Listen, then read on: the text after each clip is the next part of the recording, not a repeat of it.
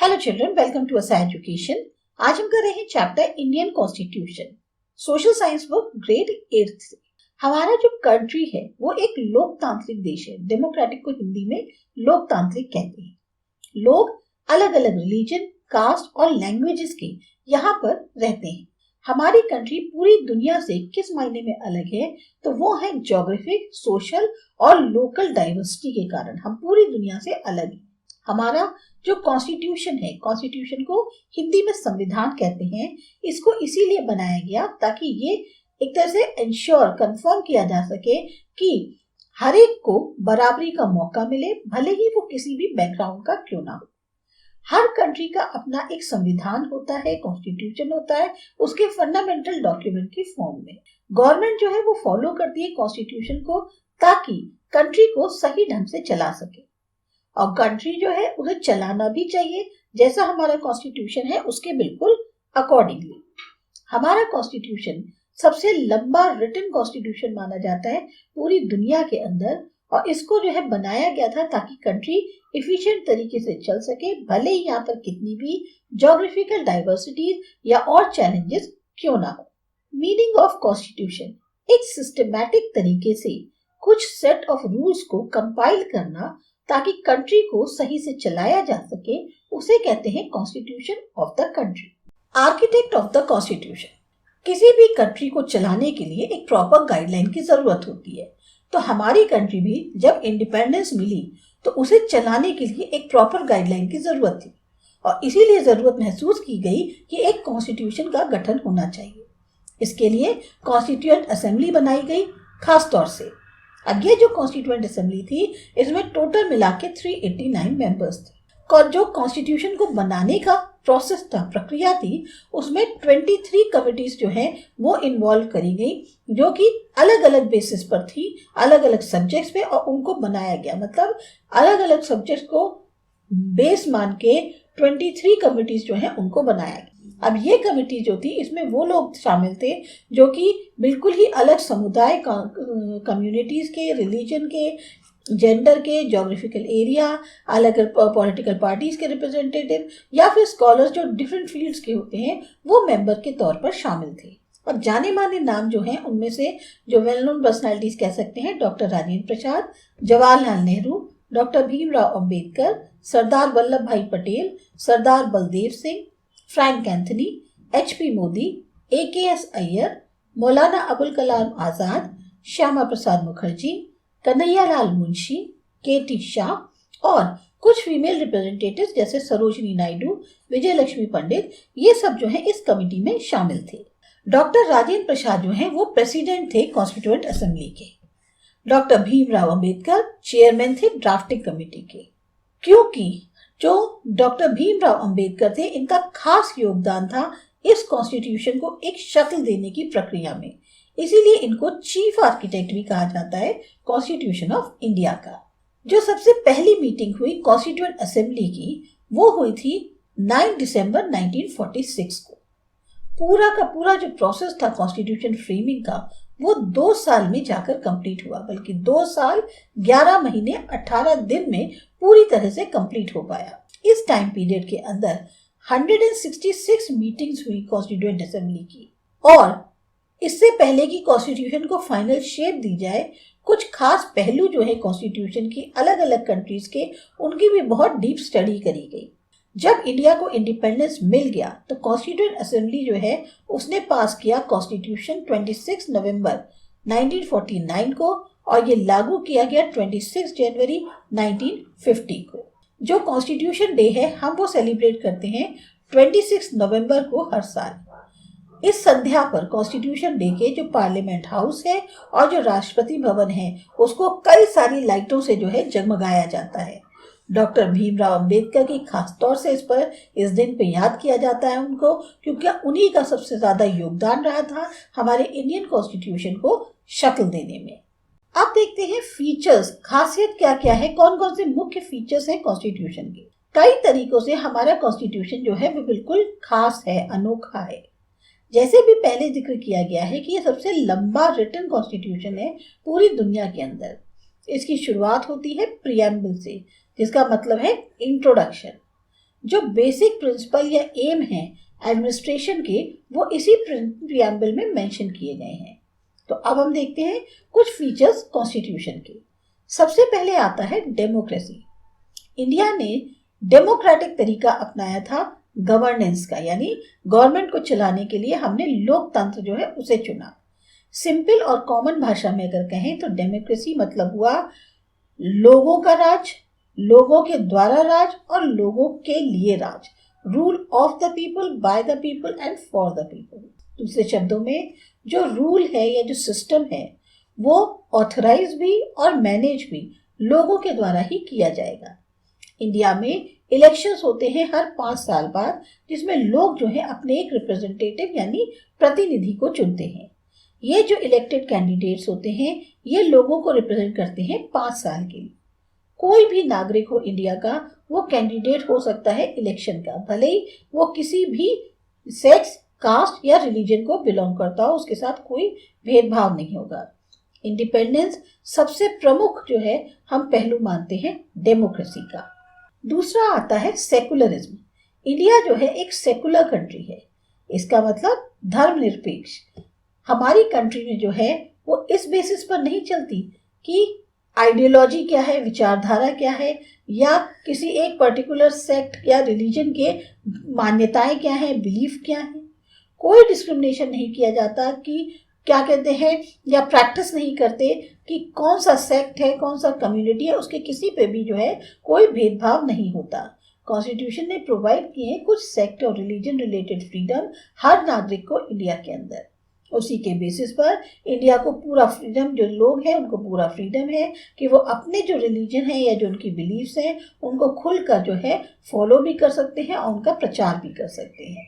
ये जो word secular है इसको इंक्लूड किया गया था प्रीएम्बल में 42nd कॉन्स्टिट्यूशनल अमेंडमेंट जो हुआ 1976 एडी के अंदर। फिर आता है रिपब्लिक।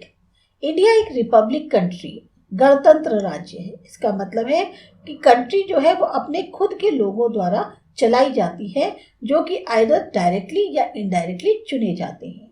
जो हेड ऑफ द स्टेट है उसको उसकी एक कैसे कहते हैं ना, पहले से पीढ़ी चली आ रही है, विरासत चली आ रही है, उस पर बेसिस पे नहीं डिसाइड करते हैं। जैसा कि मोनार्की गवर्नमेंट जो होती है जहाँ पर राजा और रानी वगैरह होते हैं उनके थ्रू जैसे होता है वैसा नहीं है।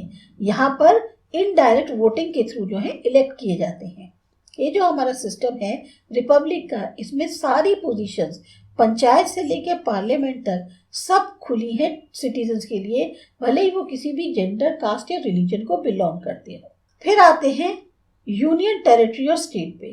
इंडिया एक फेडरल यूनियन है जिसमें अलग अलग स्टेट्स जो हैं वो मिले हुए हैं।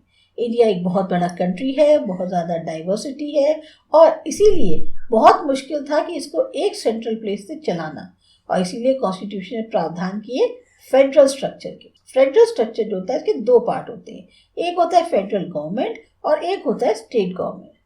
वर्क और अथॉरिटी इन दोनों टाइप्स के गवर्नमेंट की हैं, उनको बिल्कुल सही और क्लियर तरीके से डिफाइन किया जाता है। फेडरल गवर्नमेंट में जो है कुछ बहुत खास इंपॉर्टेंट टास्क और अथॉरिटी दी जाती है, और फेडरल गवर्नमेंट को हम सेंट्रल गवर्नमेंट के नाम से भी जानते हैं। Fundamental rights and duties. Fundamental rights और ड्यूटीज जो है डेमोक्रेटिक सिटीजन के जो या डेमोक्रेटिक इंडिया के जो सिटीजन्स हैं उनकी, वो भी हमारे कॉन्स्टिट्यूशन में बताई गई है। एक सिटीजन होने के नाते इंडिया का हम कुछ खास अधिकार हैं जिन्हें एंजॉय करते हैं। अब ये देखने के लिए कि ये जो हमारे अधिकार हैं इससे किसी और को चोट नहीं पहुंचती, कोई नुकसान नहीं होता, या ये देखने के लिए कि सिटीजन जो हैं वो अपने कंट्री का जो डेवलपमेंट है उसमें हिस्सा ले पाए, कुछ फंडामेंटल ड्यूटीज जो हैं वो भी बताई गई हैं कॉन्स्टिट्यूशन के अंदर। राइट्स और ड्यूटीज सिक्के के 2 पहलू हैं। अब एक एक करके उनके बारे में देखते हैं। सबसे पहले आता है फंडामेंटल राइट्स। फंडामेंटल राइट्स बहुत जरूरी है एक नेशन की स्टेबिलिटी के लिए, और साथ ही साथ जो इंडिविजुअल है उसके फ्रीडम के लिए प्रोटेक्ट करने के लिए फंडामेंटल राइट्स बहुत जरूरी है। सबसे पहली है राइट टू इक्वालिटी, यानी कि कानून की नजर में सब नागरिक बराबर हैं, कोई भी भेदभाव नहीं किया जा सकता। रिलीजन, जेंडर, कास्ट, कलर के आधार पे, और सारे सिटीजन्स को बराबर का मौका मिलना चाहिए। उनकी मेरिट या उनकी जो कॉम्पिटेंस है, काबिलियत है, उसके अकॉर्डिंग जो है उनको जो है पूरा मौका दिया जाना चाहिए। ये है right to equality. Right to freedom. अब राइट टू फ्रीडम का मतलब है कि जो सिटीजन है इंडिया के, वो पूरी तरह से फ्री हैं एक्सप्रेस करने के लिए, चाहे वो मेल हो फीमेल हो, अपने विचारों को। साथ ही साथ वो फ्री है, ट्रैवल कर सकते हैं, रह सकते हैं, जीविका अर्जित कर सकते हैं कंट्री के किसी भी हिस्से में। Right to protest against exploitation. Main aim जो कॉन्स्टिट्यूशन का था वो ऐसा था कि फॉर्मेशन जो है एक ऐसे समाज का हो जहां एक्सप्लॉयटेशन को रोका जा सके, यानी कि कोई भी एक दूसरे के द्वारा एक्सप्लॉइट, उसका शोषण ना हो। लोगों को, खासतौर से जो बच्चे हैं जिनकी उम्र 14 साल से कम है, उनको जबरदस्ती उनसे काम करना एक तरह का शोषण है। तो ये जो राइट है ये इंश्योर करती है कि कोई भी रोक सकता है, विरोध कर सकता है एक्सप्लॉयटेशन के against. Right to freedom of religion. हर सिटीजन जो है इंडिया का वो फ्री है कि वो प्रचार करे, फॉलो करे कोई भी रिलीजन, भले ही जो कि उसकी मॉरलिटी या हेल्थ के अगेंस्ट नहीं है। Cultural and educational rights. Her citizen जो इंडिया का है वो फ्री है कि वो बात कर सकता है, मेंटेन कर सकता है, डेवलप कर सकता है अपनी लैंग्वेज को, डायलेक्ट को, ट्रेडिशन को और वैल्यूज को। Right to constitutional remedies. कितनी भी फॉर्मेशन हो जाए लॉज की, मतलब कितनी भी जो है संख्या में लॉज का फॉर्मेशन हो या प्रोविजंस किए जाएं इंश्योर करने के लिए फंडामेंटल राइट्स को, इसमें कोई भी सेंस नहीं है कि उनको जो है अगर वो प्रॉपरली इम्प्लीमेंट नहीं किए जाते। मतलब कहने का ये है कि आप कितने भी कानून बना लो, कितने भी फंडामेंटल राइट्स में आप प्रावधान कर लो, उनका कोई मतलब नहीं है अगर उनको सही तरीके से लागू नहीं किया जाता। तो इसीलिए कुछ ऐसे प्रोविजंस किए गए हैं ताकि इन राइट्स को सही तरीके से लागू कराया जा सके।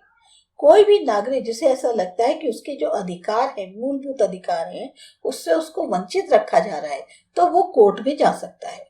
डॉक्टर बाबा साहब अम्बेडकर इसीलिए इन राइट्स को जो है कहते हैं ये सबसे ज्यादा सोल, आत्मा है कॉन्स्टिट्यूशन की। कुछ खास सर्कमस्टेंसेस के अंतर्गत ये जो फंडामेंटल राइट्स हैं ये डिफर भी करी जा सकती हैं एक लिमिटेड टाइम पीरियड के लिए। मतलब कि कोई भी प्रैक्टिस नहीं कर सकता अपनी फंडामेंटल राइट्स को अगर आप दूसरे पर्सन के इंटरेस्ट को आहत करते हो या कम्युनिटी को या नेशन को आहत करते हो, तो आप जो है अपनी उस फंडामेंटल राइट को प्रैक्टिस नहीं कर सकते।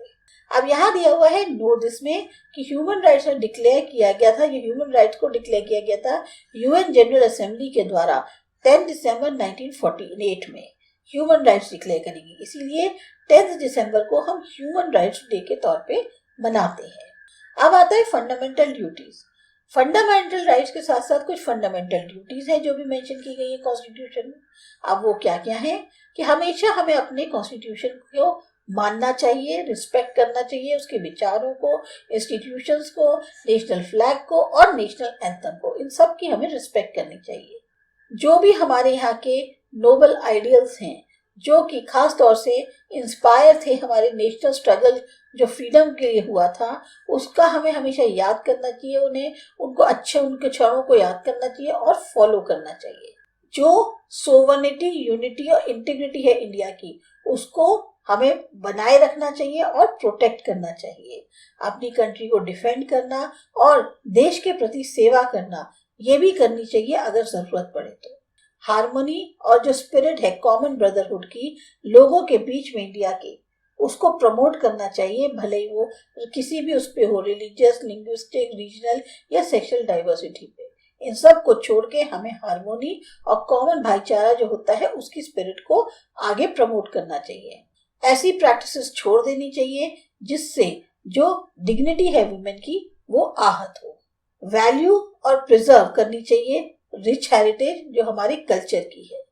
हमें प्रोटेक्ट करना चाहिए, इम्प्रूव करना चाहिए नेचुरल एनवायरनमेंट को, जिसमें forest, lakes, rivers, wildlife, और साथ ही साथ हमें एक अफेक्शन भी होना चाहिए, एक प्रेम भी होना चाहिए लिविंग क्रीचर्स के प्रति। साइंटिफिक टेम्पर, ह्यूमनिज्म और जो स्पिरिट है क्यूरियोसिटी और रिफॉर्म की, इसे डेवलप करना चाहिए। सेफगार्ड करना चाहिए पब्लिक प्रॉपर्टी को, वायलेंस से दूर रहना चाहिए। हर स्फीयर में हम जो है आगे एक्सीलेंस हासिल करें।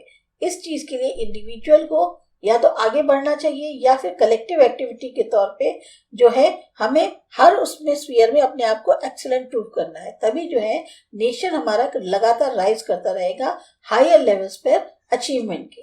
पेरेंट हो या गार्जियन हो, उनको मौके देना चाहिए अपने बच्चे के कि वो एजुकेशन कर सके। जैसे कि खास तौर से जो 6 से 14 इयर्स के बच्चे हैं उनको जरूर मौके देने चाहिए कि वो एटलीस्ट अपने बच्चे को पढ़ा सके। यहाँ पे दिया हुआ है कि फंडामेंटल ड्यूटीज जो है वो इंक्लूड करी गई कॉन्स्टिट्यूशन में एक चेंज करके 1976 एडी में। इंडिया में फंडामेंटल ड्यूटीज डे जो है वो 6 जनवरी को मनाया जाता है। तो इंडियन कॉन्स्टिट्यूशन को हम देखते हैं एक बहुत ही प्योर या होली डॉक्यूमेंट के तौर पे, सेक्रेट डॉक्यूमेंट है ये। अगर ये रिटन कॉन्स्टिट्यूशन नहीं होता तो कोई भी जो है हमारे कंट्री में जैसे अराजकता फैला सकता था, ताकि कंट्री जो है वो सही से ना चल पाए। कॉन्स्टिट्यूशन हेल्प करता है जस्टिस को भी मेंटेन करने में और लोगों को एक इंस्पायर करता है कि वो बड़े प्यार से, मॉडेस्ट तरीके से और शांति के साथ काम करें। तो ये था आपका चैप्टर। आपको अच्छा लगा, समझ में आया? सब्सक्राइब करो आसा एजुकेशन। बाय।